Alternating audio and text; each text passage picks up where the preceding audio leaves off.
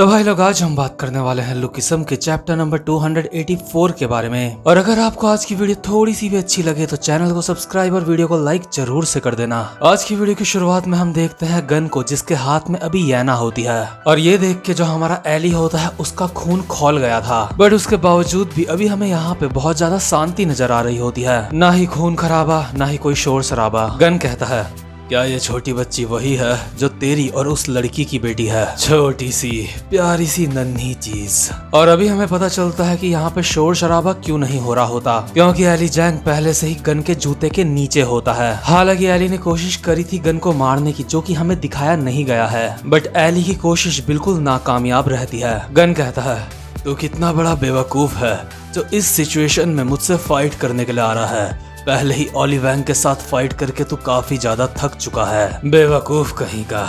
Eli जैंग, अब मेरी बात ध्यान से सुन। ओली वैंग ने आज तुझे मुझसे पिटने से बचाया है। और ये कहते हुए भी गन अपने पैर से एली की गर्दन दबा रहा होता है। एली पक्का अभी अपने मन में बहुत ज्यादा कंफ्यूज होगा ये सोच के कि अगर ना मारना इसको कहते हैं तो मारना किसको कहेंगे। बट ज्यादातर लोग गन को जानते हैं कि वो कैसा है, और इसी वजह से जो वैरन हर जगह पे चौड़ा हो जाता था, एली को पिटता देख भी वो बस खड़ा होता है अपनी जगह पे। यहाँ तक कि मैक्स और डेरेक भी बीच में नहीं आ रहे होते। और अभी हमें बताया जाता है कि गन ने ऐसा क्यों कहा था कि ओली वैंग की वजह से आज तू मेरे हाथ से पिटने से बच गया। अभी हम देखते हैं एक पुराना सीन जब ओली वैंग जिंदा था। ओली ने महीने का जितना भी गन का हिस्सा होता है वो उसको दे दिया होता है। गन कहता है, ये पैसों का बॉक्स इतना ज्यादा हल्का क्यों लग रहा है? क्या तूने दोबारा से कम पैसे दिए हैं? ओली कहता है, कम ऑन मिस्टर, जाने भी दो, इतना तो चलता ही है। मैं जानता हूँ तुम्हें मेरे ऊपर बहुत ज्यादा भरोसा है। गन कहता है, मैं शुरुआत से ही तेरी ऐसी छोटी छोटी गलतियां माफ करता हुआ आया हूँ, लेकिन उसके बावजूद भी तू पूरे पैसे नहीं देता।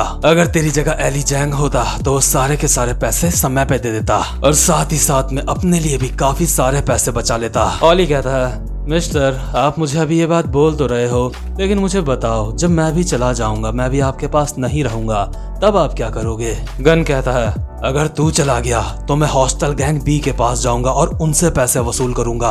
ओली कहता है, कम ऑन मिस्टर, उन लोगों के पास पैसे नहीं हैं। गन कहता है, हाँ, और इसीलिए ये तेरी जिम्मेदारी है कि हर महीने मुझ तक पैसा आ जाना चाहिए। और वैसे भी तूने ही कहा था कि उनके बदले का पैसा भी तू ही देगा मुझे। ओली कहता है, अरे बड़े भाई, उन सबको इस चीज में इन्वॉल्व मत करो। वो लोग कोई गैंग वैंग नहीं चलाते, वो तो बस अपना एक बड़ा सा परिवार है। बड़े भाई, क्या तुम मेरे ऊपर एक छोटा सा फेवर कर सकते हो? गन कहता है, क्या बड़ा भाई, फेवर? ओली वैंग साले हरामी, मुझे लगता है मैं तेरे साथ बहुत ही ज्यादा नरमी से पेश आया हूँ। मैं सिर्फ उन लोगों की मदद करता हूँ जो लोग मर जाते हैं। और यार, इस पूरे वक्त जो ओली होता है ना, अपने मोबाइल में एक वीडियो देख रहा होता है एक फैमिली की, क्योंकि उसको भी हमेशा से एक फैमिली चाहिए होती है जो कि उसको प्यार करे। ओली कहता है, मुझ जैसा इंसान जिसको दर्द भी महसूस नहीं होता, आखिर भला वो कैसे मर सकता है? मैं इतनी आसानी से नहीं मरने वाला, लेकिन बाई चांस अगर मैं मर गया तो तुम अपना वादा जरूर निभाना। और ओली ने गन से यही फेवर मांगा होता है कि एली लोगों को नुकसान ना पहुंचाए। और अभी प्रेजेंट मोमेंट में हम देखते हैं जो गन होता है उसने एली की गर्दन दबा रखी होती है और कहता है, मैं चाहूँ तो तुझे अभी जान से मार सकता हूँ, लेकिन मैं उस मरे हुए बेवकूफ की आखिरी इच्छा पूरी कर रहा हूँ। मैं तुझे छोड़ रहा हूँ। एली अभी फटाक से जमीन से उठ के येना को अपनी गोद में लेता है और कहता है, आखिर तुम क्या बोल रहे हो? हम लोग कोई गैंग नहीं है, हमें इन सारी चीजों में इन्वॉल्व मत करो, हमारा तुमसे कोई भी लेना देना नहीं है। गन कहता है, अगर तुम लोग कोई गैंग नहीं बनना चाहते तो कोई बात नहीं, वैसे भी मैं जब चाहे एक नई गैंग खड़ी कर सकता हूँ। अब भी हमारे पास वर्कर और बिग डील गैंग है जो अपना काम काफी अच्छे से कर रहे हैं। और ये कह के गन यहाँ से चला जाता है। इसके बाद सीन शिफ्ट होता है और हम देखते हैं फैशन डिपार्टमेंट का सीन। यहाँ पे अभी डैनियल के साथ वास्को, जैक और एली भी मौजूद होते हैं। और इन सब के चेहरे देख के साफ पता चल रहा होता है जो पिछली फाइट हुई थी उनमें इन सब की हालत बहुत ज्यादा खराब हुई थी। एली कहता है, सच में वो 4 बड़ी गैंग्स उस इंसान का खुद का बनाया हुआ जहर है, और जितना मैंने देखा है वो इंसान गन, उसको चारों गैंग्स में कोई भी इंटरेस्ट नहीं है। जैक कहता है, तो तुम ये बात हमें क्यों बता रहे हो? एली कहता है, मैं बस तुम्हें इसलिए बता रहा हूँ, हो सकता है कि आगे चल के ये तुम्हारे काम आए, क्योंकि तुम लोग भी 4 बड़ी गैंग्स को तबाह करना चाहते हो। मैं नहीं चाहता कि आगे फ्यूचर में कोई भी मुसीबत खड़ी हो। तो ठीक है, अब मैं यहाँ से चलता हूँ। और जैसे ही एली यहाँ से जा रहा होता है तभी पीछे से जैक कहता है, ओए हॉस्टल, क्या मैं जामी से मिलने आ सकता हूँ? एली कहता है,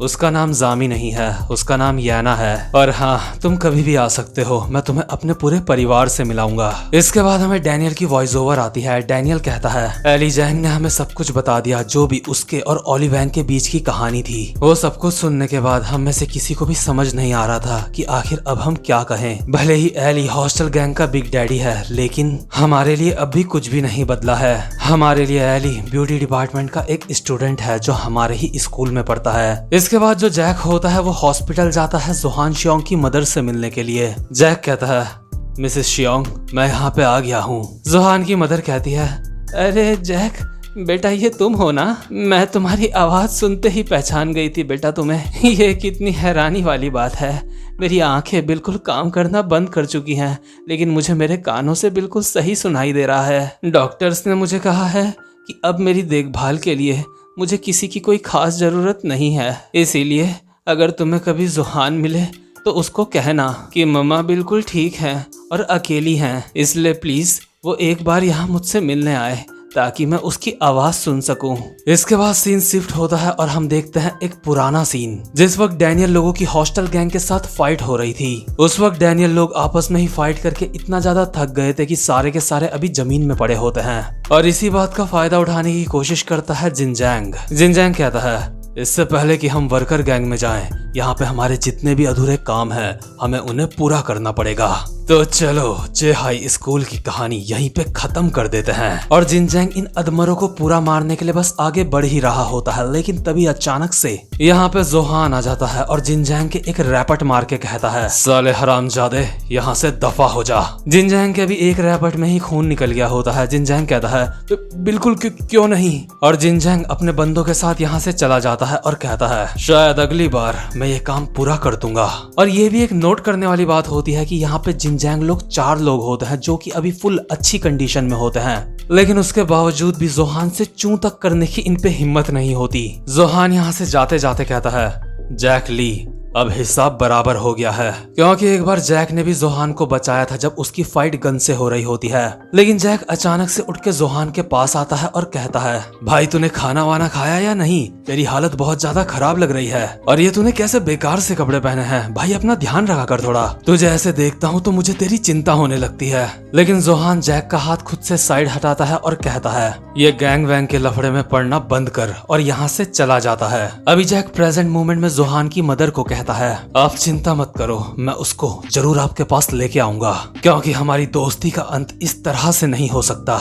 अब आगे और कोई परेशानियां खड़ी नहीं होनी चाहिए बस। इसके बाद हम देखते हैं हैंडसम वाले डैनियल को, जो अभी अपनी क्लास में बैठा हुआ होता है। उसकी नजर पड़ती है जैस्मिन की सीट में जो अभी खाली होती है।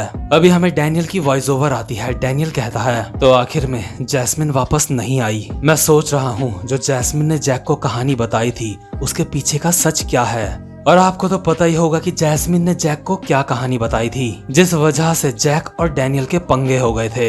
वो कहानी एक ऐसी घिनौनी कहानी है जिसको मुझे बोलना भी अच्छा नहीं लगता।